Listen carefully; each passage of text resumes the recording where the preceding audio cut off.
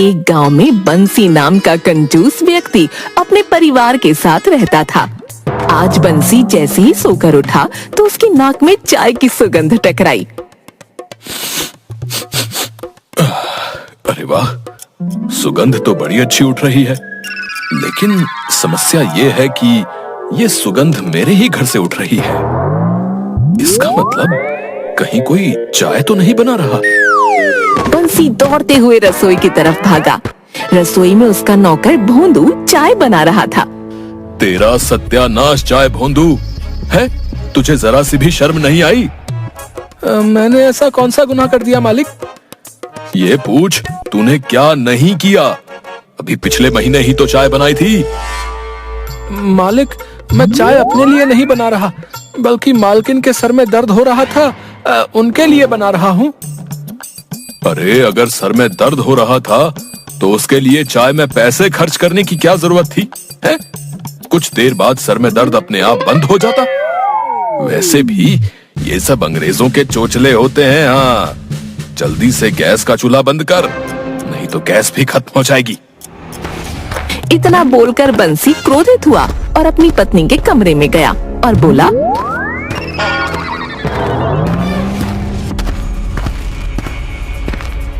क्या तुमने ही भोंदू से चाय बनवाई थी? हैं? हाँ, आज मेरे सर में हल्का सा दर्द था, इसलिए मैंने 10 रुपए का दूध मंगवाकर चाय बनाने को बोल दिया। अरे तुम्हारा दिमाग तो खराब नहीं है? 10 रुपए का दूध? अरे इतने पैसों में तो दोपहर के आलू आ जाते। हाँ, जो कि भोजन के रूप में 3 दिन घर में चलते। अरे रे रे रे। 3 दिन क्यों चलते? 10 रुपए के आलू महीने भर चलते। पता नहीं कौन सा ऐसा मनहूस दिन था जब मेरा ब्याह तुम्हारे जैसे कंजूस मक्खी चूस आदमी के साथ हुआ। अरे बाप की कमाई हुई दौलत कहाँ ले जाओगे? मर जाओगे किसी दिन, सब यहीं रखा रह जाएगा। वाह वाह वाह वाह। पहले के जमाने में पत्नियां अपने पति की लंबी उम्र के लिए व्रत रखती थी, और आजकल की पत्नियों को देखो, पति के मुंह पर ही बोल रही है कि मर जाओगे। अरे ये बोलते हुए तुम्हारी जुबान नहीं जली है? वैसे अच्छा ही हुआ तुम्हारी जुबान नहीं जली, वरना उसके इलाज में भी मेरे ही पैसे खर्च हो जाते। तुमसे तो बात करना ही बेकार है। 1 महीने बाद चाय की तलब लग रही थी, तुमने उस पर भी घर में हंगामा कर दिया।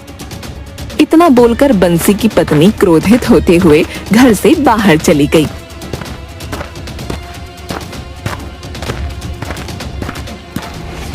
और बंसी अपने घर के बाहर एक कुर्सी पर बैठकर गहरी सोच में डूब गया। लगता है मुझे अपने नौकर भोंदू को सबक सिखाना होगा। उसकी हिम्मत कैसे हुई मुझसे बगैर पूछे 10 रुपए खर्च करने की? है? तभी बंसी को कुछ याद आया और उसके चेहरे पर चिंता की लकीरें झलकने लगीं। अरे मैं तो भूल ही गया, आज का तो मेरा भोंदू को पगार देने का वादा था। मैंने 6 महीने बाद उसे पगार देने के लिए कहा था। अब क्या करूं? अगर पगार दूंगा तो मुझे जिंदगी भर नींद नहीं आएगी, और अगर नहीं दूंगा तो ये भोंदू मेरा जीना हराम कर देगा। लेकिन कोई बात नहीं, मेरा नाम भी बंसी है, आने दो उसको। वैसे भी मुझे अब इस घर में कुछ नियम बनाने होंगे, नहीं तो ये सारे लोग मिलकर मेरे पैसों का सत्यानाश कर देंगे। कुछ देर बाद भोंदू बंसी के पास आकर खड़ा हो गया। मालिक, आज मुझे पगार दे दीजिए, मुझे गांव जाना है। पगार? कैसी पगार? मालिक, 6 महीने पहले आपने ही तो कहा था कि आज से तुझे पगार 6 महीने के बाद मिला करेगी। मैंने पूरे 6 महीने तक आपसे कुछ भी नहीं मांगा। और जो पिछले 6 महीने से मेरा राशन खा खा कर मोटा हो गया है, उसका हिसाब कौन करेगा? तेरा बाप? देखिए मालिक, आपका हिसाब किताब मेरे साथ है, कृपया करके मेरे पिता का नाम मत लीजिए। बोल तो ऐसे रहा है जैसे पता नहीं तेरे पिता किसी गांव के कितने बड़े जमींदार हैं। तूने 6 महीने में जितने भी पैसे मेरे उड़ाए हैं, उन सब का हिसाब मेरे पास है। अगर मैं वो हिसाब तुझे गिना दूं ना, तो मेरे उल्टे तेरी तरफ से पैसे निकलेंगे। हाँ, जा यहां से, अभी कोई पगार वगार नहीं मिलने वाली। चल, ये तो अन्याय है। एक तो आपके घर में कुत्ते की तरह दिन रात गुलामी करो, ऊपर से एक टाइम का भोजन, और भोजन में क्या, कभी प्याज और रोटी, और कभी कभी तो वो भी नहीं। अरे तुझे क्या लगता है प्याज सस्ती आती है, हैं? वो जमाने लद गए जब प्याज सस्ती आती थी। आज के जमाने में प्याज के ऊपर सरकार ने कितना टैक्स लगा रखा है पता भी है तुझे कुछ? और आटा, जब मैं छोटा था तब आटा 1 रुपए किलो आया करता था, और आज आटे के भाव आसमान छूने लगे हैं। भोंदू समझ गया कि बंसी उसकी पगार नहीं देने वाला। वो क्रोधित होते हुए वहां से चला गया।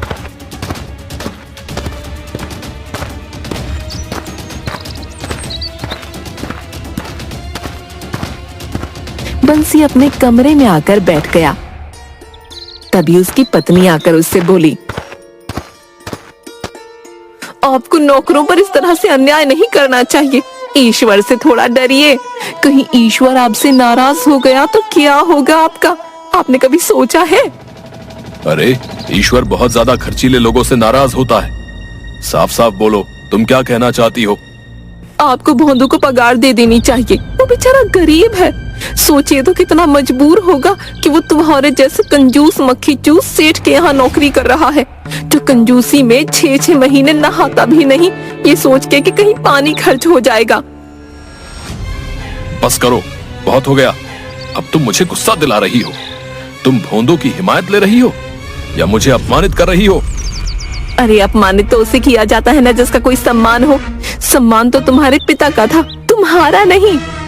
बंसी अपनी पत्नी की बात का जवाब दिए बगैर घर से बाहर चला गया। इधर बंसी का नौकर भोंदू मुंह लटकाए बैठा था कि तभी उसे गांव का मुखिया मिल गया।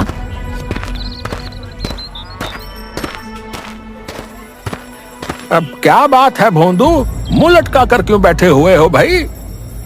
अब आपको क्या बताऊं मुखिया जी, मुझे गांव जाना है। 6 महीने पहले बंसी सेठ से पगार मांगी थी, तब उसने बोला था कि पगार 6 महीने बाद ही मिलेगी।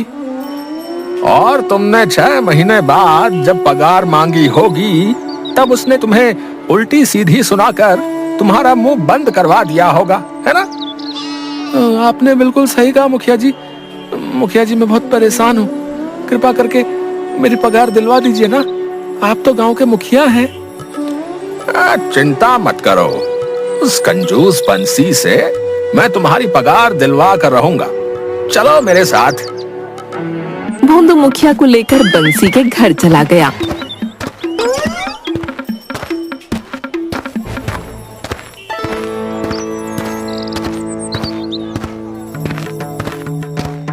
मुखिया बंसी के घर पर कदम रखने ही वाला था कि तभी बंसी बोला, अपने कदम बाहर ही रख लो मुखिया जी।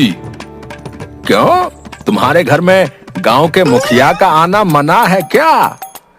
नहीं नहीं मुखिया जी, दरअसल आप मेरे घर आओगे, मजबूरन मेरी पत्नी आपको देखकर चाय बनाने लगेगी, और मैं नहीं चाहता कि फिजूल में मेरी चाय की पत्ती, दूध और चीनी पर पैसे खर्च हो। मुझे तुमसे ऐसी ही उम्मीद थी।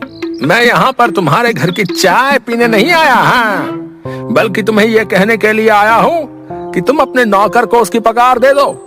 वो बेचारा परेशान है। अगर नहीं देता तो क्या कर लोगे तुम? तो फिर मैं गांव में एक पंचायत बैठाऊंगा। और तुम जानते हो बंसी कि अगर गांव में मैंने तुम्हारे खिलाफ पंचायत बैठा दी तो गांव का हर सदस्य तुम्हारे खिलाफ बोलेगा। गांव से तुम्हारा दाना पानी खत्म हो जाएगा। हाँ, बता रहे हैं। मुखिया की बात सुनकर बंसी परेशान हो गया और अपने मन में अपने नौकर भोंदू से पीछा छुड़ाने के उपाय सोचने लगा। ठीक है मुखिया जी, आप मेरे खिलाफ गांव में पंचायत मत बैठाइए, ठीक है? मैं भोंदू की पगार देने के लिए तैयार हूँ, लेकिन 6 महीने पहले जब मैं इसकी पगार देने के लिए तैयार हुआ था, तब मैंने इससे कहा था इसे मेरी 2 शर्तें पूरी करनी होंगी, तभी मैं इसकी पगार दूंगा। आपको विश्वास नहीं होता तो आप इससे पूछ लीजिए। मुखिया भोंदू की तरफ देखकर बोला, क्या ये सच कह रहे हैं? हाँ, ये सच कह रहे हैं, लेकिन आज तक इन्होंने मुझे मेरी शर्त नहीं बताई और मुझे लगा था ये शायद मजाक में ऐसा बोल रहे हैं। उस समय मैंने अपनी शर्त तुम्हें नहीं बताई थी, अब बताता हूँ। मेरी पहली शर्त यह है कि मेरे पास मेरे पिताजी के जमाने की 2 मिट्टी की छोटी और बड़ी सुराही रखी हुई हैं। पिताजी बताया करते थे कि वो सुराही उन्हें किसी राजा ने भेंट में दी थी। तुम उस छोटी सुराही को बड़ी सुराही के अंदर फिट कर दो। अजीबो गरीब शर्त है भैया ये तो। और मेरी दूसरी शर्त यह है कि आजकल सर्दी का मौसम पड़ रहा है। मेरे झोपड़ी वाले गोदाम में चावल की बोरी गीली हो गई है। तुम उन चावल की बोरियों को धूप में सुखा दो, लेकिन ध्यान रखना चावल की एक भी बोरी मेरी झोपड़ी से बाहर नहीं जानी चाहिए। तुम इस कार्य को करने के लिए जितना समय चाहे उतना समय ले सकते हो। तब तक तुम्हें घास की रोटी और घास की ही सब्जी मिलेगी। अबे ये क्या बकवास कर रहे हो बे बंसी? अरे ऐसा कैसे संभव है भाई? ओ मुखिया हो, अगर ये शर्तें पूरी करने को तैयार है तो मुझे पगार देने में कोई एतराज नहीं तो ये बगैर पगार लिए यहाँ से जा सकता है। अगर ये चाहे तो नौकरी छोड़ दे, मुझे कोई एतराज नहीं। मेरे पैसे और भोजन ही बचेगा। मालिक, मेरी वफा का आपने ये सिला दिया। आप तो बेवफा निकले। अरे जाओ जाओ, ये फिल्मी चुपड़चू मेरे साथ नहीं चलेगी, समझे? इतना बोलकर बंसी अकड़ता हुआ वहां से चला गया और मुखिया दांत पीसता हुआ अपने घर की तरफ गया। अब मैं क्या करूं? जब तक मुझे मेरी पगार नहीं मिल जाती तब तक तो मुझे बंसी के घर पर ही रहना होगा।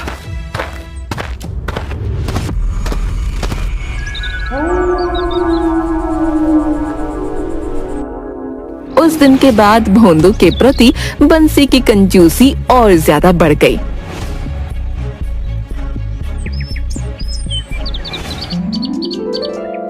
एक दिन बंसी की पत्नी ने भोंदू के लिए जैसे ही भोजन की थाली तैयार की,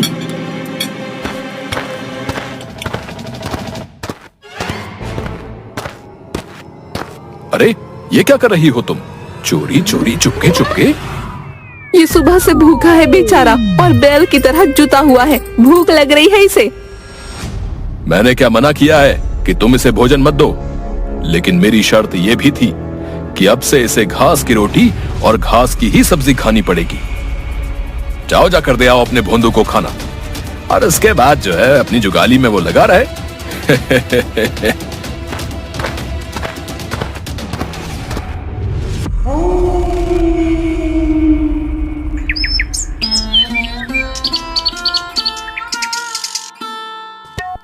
भोंदू, अरे भोंदू, अरे कहाँ मर गया रे तू भोंदू? आया मालिक।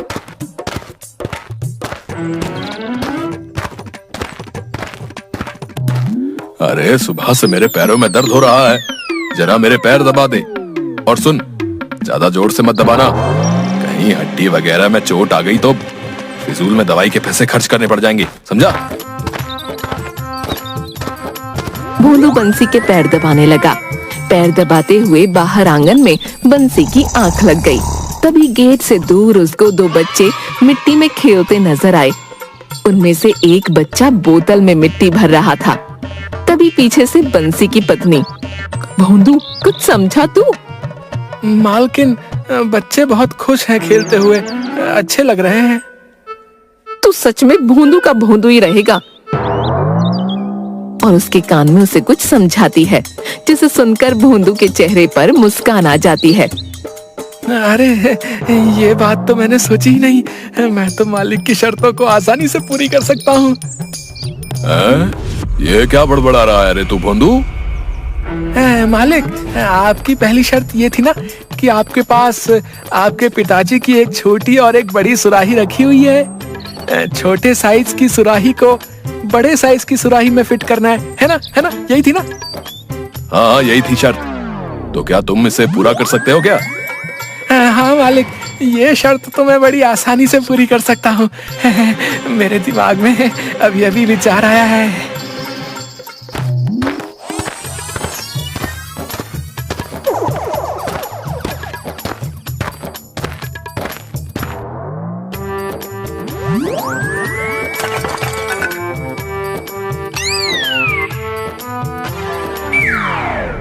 देखिए मालिक, आपकी पहली शर्त मैंने पूरी कर दी। किस तरह से मैंने छोटी सुराही को बड़ी सुराही में फिट कर दिया, देखिए।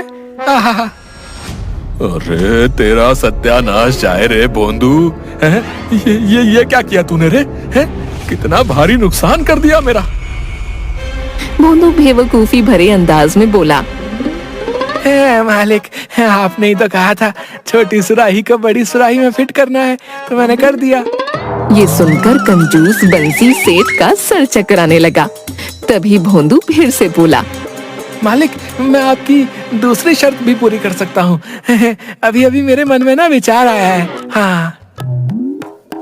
क्या तू चावल की बोरियों को बगैर झोपड़ी से बाहर निकाले उन्हें सुखा सकता है क्या? हाँ मालिक, बिल्कुल सुखा सकता हूँ। हाँ। इतना बोलकर भोंदू झोपड़ी की ओर गया।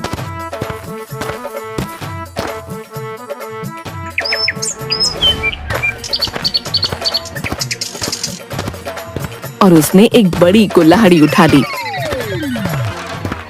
अरे ये क्या कर रहा है भोंदू तू? तूने ये कुल्हाड़ी क्यों उठा ली रे? मालिक, आप बस देखते जाइए। हैं, आप मुझसे हमेशा कहते थे ना कि मैं मूर्ख हूँ। अब आप देखिएगा मेरे दिमाग का कमाल। इतना बोलकर भोंदू कुल्हाड़ी लेकर झोपड़ी की छत पर चढ़ गया और कुल्हाड़ी से झोपड़ी को तोड़ने लगा। कुछ ही देर में झोपड़ी में बहुत बड़ा सुराख हो गया। उस सुराख के जरिए झोपड़ी के अंदर सूरज की रोशनी आने लगी। अरे अरे तेरा सत्यानाश जाए रे भोंदू के बच्चे। पिछले 25 सालों से इस झोपड़ी का बाल भी बांका नहीं हुआ था और तूने कितनी बेदर्दी से मेरी झोपड़ी में इतना बड़ा सुराख कर दिया रे। ये क्या मालिक, आप मेरे दिमाग की तारीफ करने की बजाय मुझे भला बुरा बोल रहे हैं। आप तीसरी शर्त भी रख दीजिए, मैं तो वो भी पूरी करने को तैयार हूँ। हाँ। भोंदू की बात सुनकर बंसी का सर बुरी तरह से चकराने लगा। वो हाथ जोड़ता हुआ भोंदू से बोला। उसकी कोई जरूरत नहीं है भोंदू। भाई मैं तेरे जो है हाथ जोड़ता हूँ यार, तू नीचे उतर आ। इससे पहले कि तू मेरे सारे घर का सत्यानाश कर दे, ये ले तू अपनी पगार ले और तू अपने घर हुआ जा। बंसी की बात सुनकर भोंदू नीचे आ गया और पगार लेकर वहां से चला गया। और बंसी सर पकड़कर घर पर कुर्सी पर बैठ गया और बंसी की पत्नी भोंदू को जाते हुए कहती है, बाय बाय भोंदू, सब काम अच्छे से निपटाकर जल्दी आना।